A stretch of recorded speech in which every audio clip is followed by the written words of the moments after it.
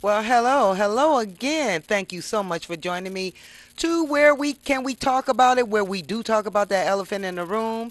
I want to give a shout out to my granddaughter Raquel. Hey, my sweetie pie, I love you so much. I also want to give a shout out to my son Robert Boyd. I love you so much, son. Thank you so much for coming back into my life. You mean the world to me. My daughter Robin and my other daughter Dale and my son Donnell. Thank you guys so much. You guys are my world. I love you. I think about you. I pray up for you constantly. And last but not least, my husband Charles Stinson, who is the love of my life, who is my all in all. Without him, I would not be here. So thank you so much, honey, my king. I love you so much. So we're going to get right to the show because there's a lot of things that I want to talk about.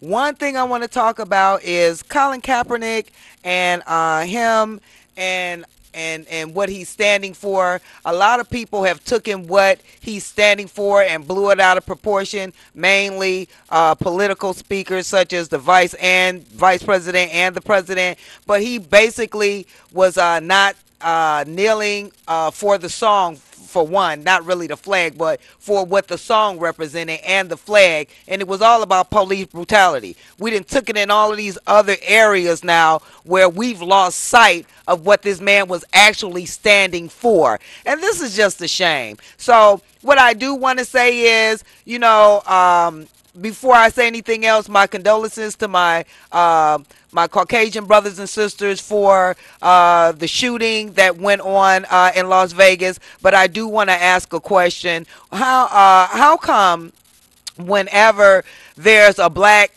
person killing another black person, it's black on black crime? I've never seen a black person go up on a building and pick off his own people. Now, I call that black on black crime. So why aren't we calling it what it is with what happened in Las Vegas, which is white on white crime? And that's something that I cannot understand. Now, when somebody in the NFL, because I'm going to be going back and forth with Colin Kaepernick, what he's standing for, the shootings that's going on in and around the world, how they're portraying one race of people to be, oh, there was a problem in this family, and we can't understand why this person did that. But when it's black folks, oh, it's the environment, it's the alcohol, it's the drugs. Like, white folks don't do alcohol, don't do drugs. It's just, it never amazes me how they downplay the things that go on in our neighborhood like it's a norm. But when something like that happens, in the white neighborhoods, or, in the white sector, this person had problems, his daddy put him in the closet, it was bananas, and he ended up going bananas. Come on now. I'm so sick of these folks going around, stereotyping and making one race's problem less than another race's problem. And like I said, my heart goes out to these people who lost lives in Las Vegas, who were injured, traumatized. But you know what? Welcome to the real world. Black folks been going through this for eons. So, like I said, it's not that I don't have no love, but I just don't understand why is it such a big deal when it happens to white folks, but when it happens to black folks, it's the norm. I'm just not getting that. So I'm gonna go back to Colin Kaepernick. Like, he didn't want to kneel for the flag. So as time progressed, more and more football players were not kneeling for the flag, and even the owners got involved. But then once the your president, whoever you may be, came into play with these SOBs. Who are you to call somebody out their name? You are the biggest SOB that I know on this planet. I mean, you've been this way ever since before you became president. Who are you to talk about a race of men that's standing for something that they believe? Now, because of something that the president has said, I've been on various websites, and they got people, it's even on the news, where they got all types of Caucasian people burning different football jerseys because they're not standing for the flag. Let's do this. Let's take all the black players out of the NFL, and let's see what happens, and let y'all just play with yourselves and do what y'all do. Let's just do that. How about that? And then you ain't got to worry about what the African American sector is doing. it never amazes me how it's a football team, but African Americans are not the only ones on the football team. The owner is not a black owner, but yet and still is all of these pot shots, all of this denigration is aimed towards black football players, and I don't understand that. And I feel like if black football players really want to make a statement, the money that you get, I mean, who needs millions and hundreds of dollars? I mean, I know people need money to live, but I mean, come on, this is just greed. So let me just say this to the football players, the African Americans. Why don't you just step off the field, seeing how they want to denigrate you and talk about you and go out their way to say that you're the problem? So why don't we just take you guys off the field and let's see where that gets them, get all of them. Because the owners were in agreement with this, and I think they had the vice president come to one of the football games. I don't know if it was over the weekend or last weekend or whenever it was, but because the players were kneeling, he walked away. Who cares if you walk off? You ain't playing. Ain't nobody looking at you. And I don't know why people, especially, and this is the truth, and I'm talking to people in hierarchy, vice president, the president, secretary of defense, anybody who thinks they somebody. What makes you think black people care? Ain't nobody trying to run up to you and take no picture with you. I don't think people of color are anyway. You are not for us. You never have been for us. Everything that goes wrong with the country, you blame on us, but we don't get a piece of none of the rock that we built for this country. It's okay when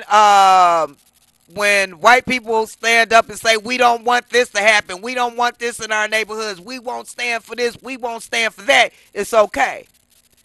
But as soon as African Americans start saying what they won't stand for, what they feel is wrong, they instantly get talked about, downgraded. I mean, just take for instance, once again, these football players. They lose. They end up losing sponsors. People end up, and I'm talking about Caucasian people. Some of them, not all of you guys. Some of you. You all in to the brother when he's running and he's doing what he's doing, as long as he's on the field and he's shucking and jiving. But once he's got a brain and comes out the scarecrow mode, then you start acting a fool. What is wrong with you people? We all got a brain. Most black people's built everything that you white people have the luxuries of having. So what is the problem? I'm really not getting this. Every time we turn around, it's the black folks' fault. Black on black crime. Oh, it's because of the neighborhood they were in. It's because of the way they were brung up. The only thing they basically said about this man who went on this rampage was his father robbed a bank. That's basically all they said, that his father robbed a bank. They didn't like go all off into his background when he was little, what he did and all that, but they do it to African Americans all the time. All the time. That's like a double standard, and I can't get with that. And to your president, whoever you may be, Donald Trump, please stay out of football business. You barely know anything about the White House. You barely know anything about the history of the United States. Why are you in NFL business? The only thing you know how to do is bully people and talk about folks. That's basically all I've ever heard come out your mouth. Now you got your vice president following your lead, and he's gonna find out that he's not you. They may be dealing with it from you and you already taking a backlash, but to the vice president, you better slow your roll, bruh, because you don't know whose shoes you trying to step into. So if he jump off the bridge, you going to jump off the bridge too? Because to be honest with you, when they have these presidents, they know the president. Don't nobody know you. Nobody never knows who the vice president is nowadays. I don't even know what your name is. You know why? Because I don't care.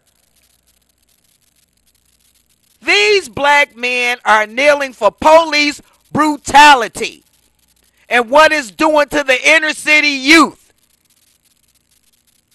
The only reason Donald Trump is bringing up all of this stuff is because he's trying to sweep under the rug, and he's trying to do a ploy because he don't want you guys to see all the dumbfounded stuff he's doing.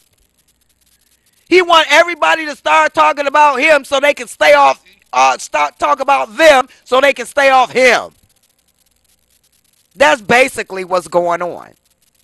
So if somebody, I'm sorry, caller, if somebody wants to call in, please call in. I want to see how you're feeling about this whole thing with the NFL, how the owners basically threw their players under the bus. This is how I felt, because they had begun to kneel with them. Once the president opened his mouth, you know, they start stepping back from their players, and even basically some of them are trying to trample over their First Amendment rights, which I just feel that's just too wrong. And I'm just going to say it and see it. I'm just going to say it. I'm going to call it like I see it. If white folks can sit up and fight for the things that they want, why can't African Americans do the same? Why is it always some type of ploy? Why is it an underplay for the overlay when it comes to what we're trying to do? Why, when you do something wrong, then you look at us? Oh, I just got finished threatening the president of North Korea, who can throw a missile over here at any time. Look at these SOBs over here not standing for the flag. The flag stands for this. I'm about to tell you what the flag stands for. And I'm about to let you know that this is just a shame how everybody keeps talking about this is such a great nation, and this nation stands for, you know, bravery, and it stands for, you know, showmanship and all of this and all that. But I mean, you guys got all of these statues around here that's nothing but slave owners, people that whip, beat, and kill folks, but they supposed to be the greatest people in the world. This country don't stand for nothing but bloodshed, bloodthirsty, and money-hungry folks. That's all it stands for. Because if African Americans had their way and we were in the place we were supposed to be in, it would stand for the home of the brave and the home of the free. It would stand for that. But because we got a bunch of devils running this world, and then we want to sit up and say, God bless America, when we done snatch God out of the schools, we done snatch God out of government, we done snatch God out of everything, and then you're going to idolatrize this national anthem and say, oh, this is what we live by. No, we're supposed to be living by God. God's words and what God stands for. But because we done took God out of everything, and then things go wrong, where is God when you need him? What you mean, where is God when you need him, when you've kicked him out of everything? You done told God, we don't need you, but when we do, we'll call you. That is not the kind of God I serve. Either you're riding with him or you ain't. One of the two. Y'all act like God is some type of genie, and he gonna pop up when you need him to pop up. The genie y'all working for is a jinn, and that's the devil. And if United States do not get its morals and values in order, it's going to just collapse. The people are going to start running amok just like right now.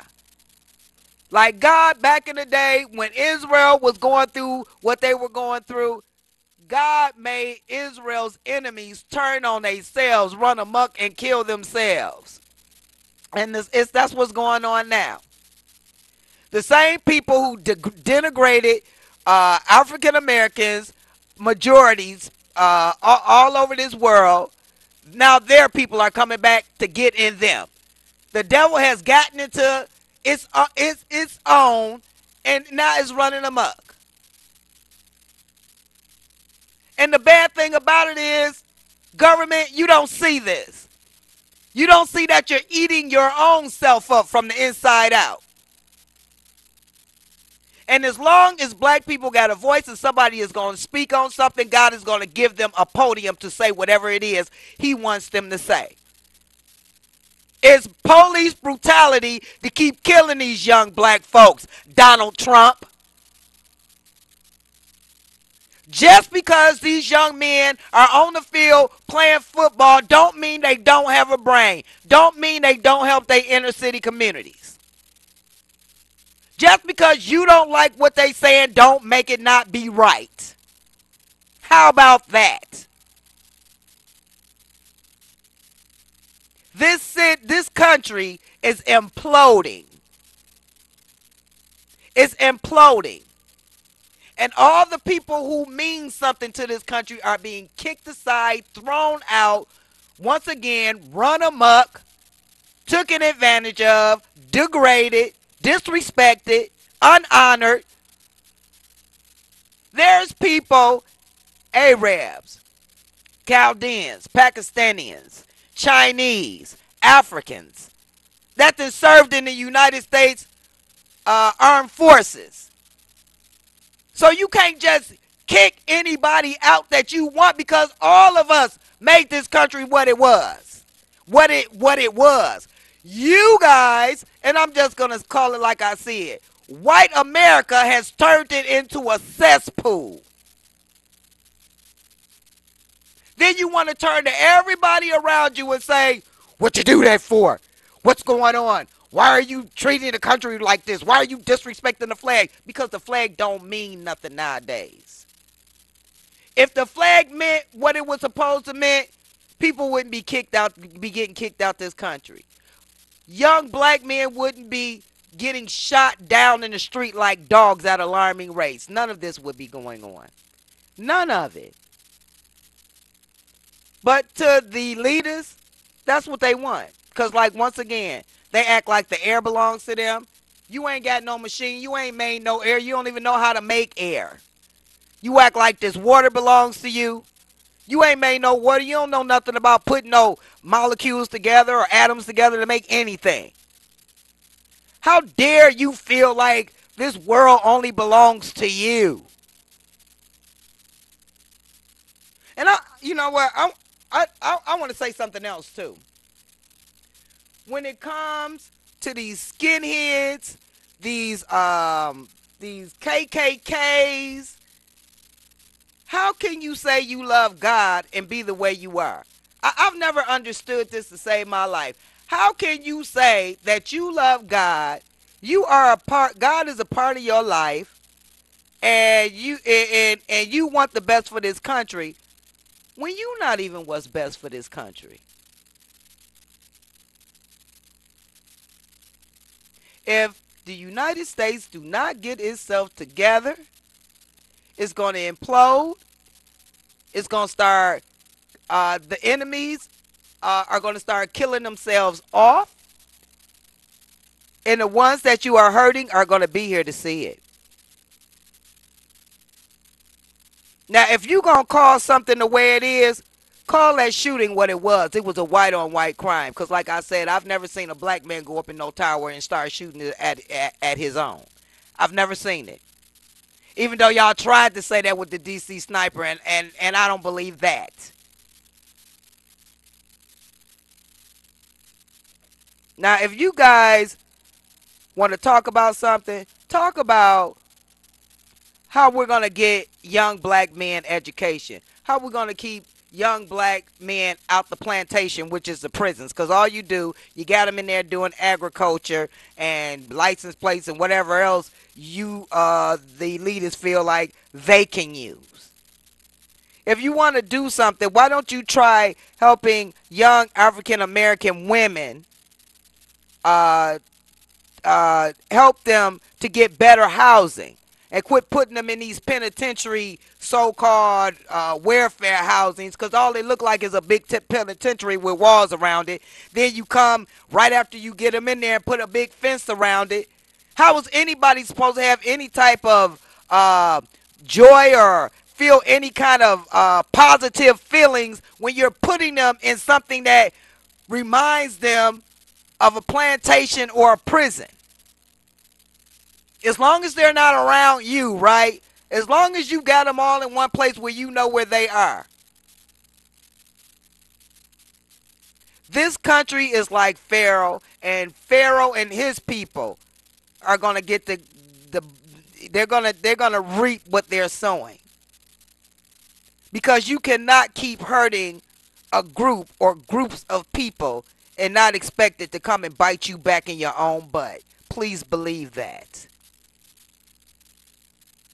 Now, I'm gonna say it like this, and I'm speaking for 80%, and I hope I'm speaking for 85% of the black folks when I say that we are so forgiving and we are so loving, but enough is enough. Caller, you're on the air. Well, how you doing today? I'm fine. How are you? All right. First, I'd like to give a shout out to R.J. Watkins, the other TV show host of TV 33 Comcast 91. Most Rest definitely. in peace, J.D. Hill and Dick Gregory. My name is DJ 8 Mile of International Hip Hop, and Okay, comment come I on. would like to What's the relate question, honey? What's to your the subject question? matter is the protest of a football player Uh huh. during a live football game. Uh, I'll just say this. When it comes down to employee relationship, here in the United States, employers' mindsets always go over the employee mindsets. Because if the employee is ever in disagreement with the employer, he has the opportunity to work somewhere else. So, with that being said, when it comes down to an active football player protesting during the game, that's like having a fan, huh? That's just like an employer paying somebody to protest against them what they're about. And most people is not going to pay for somebody to hate on them.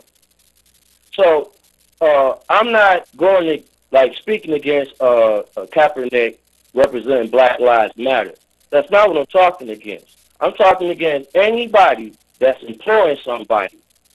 The time that your personal opinion is your personal opinion, but I know very few people is going to pay you to protest on their time, on their property, on their clock. Thank you. I appreciate that. So there you have it. That's his opinion. That's how he feels, and we all have an opinion, and we're all entitled to speak our opinion on how we feel. And not only are we entitled to speak our opinion, we're entitled to, like he said, go somewhere else and work somewhere else. And not only that, it goes both ways. If your employee don't like what you're doing, he has the right to let you go if he wants to. So if he don't let you go, then you must be doing something right. But see, um, the way I see this with this football, it's not just employer employee. These are these are high profile people, almost celebrities that we talking about. This ain't somebody that goes and punch a clock every day of their lives. Now, if you can go to stand up, if a black football player can go in a white community and stand up for little white kids and say, we should go to the March of Dimes and we should help them, and it's all right with the coaches and with the owners when they do that, why isn't it all right when they go and say, well, black lives do matter, and that flag is offensive to me. These are my First Amendment rights, and I'm going to exercise them right now. Like he said, if they don't like it, they can take them to the side and say, you can leave. But then everybody don't have a 55 million or a $500 million contract, so it's more to it than just employer employee. So I just want people to know, when we're talking about stuff like this, we're talking about a lot of money, and we're also talking about how, uh, and I'm gonna call it like I said, a lot of these white owners are just using these black football players because they want to win. They know there's young black men all over the world that want to get into sports. They want to show off their skills. Some black guys don't have it, but they still want to do it. So they look up to these people. So when they look up, so when these young men look up to these sports these athletic sports players and everything, it's more to it than them just running a ball. It's more to it, excuse me, than them just punching a clock. These young men are celebrities. They are public figures, whether a lot of people want to agree to that or not, whether they're not punching a clock. They have a contract for millions, hundreds of millions of dollars. So it's more to it than telling somebody you are fired.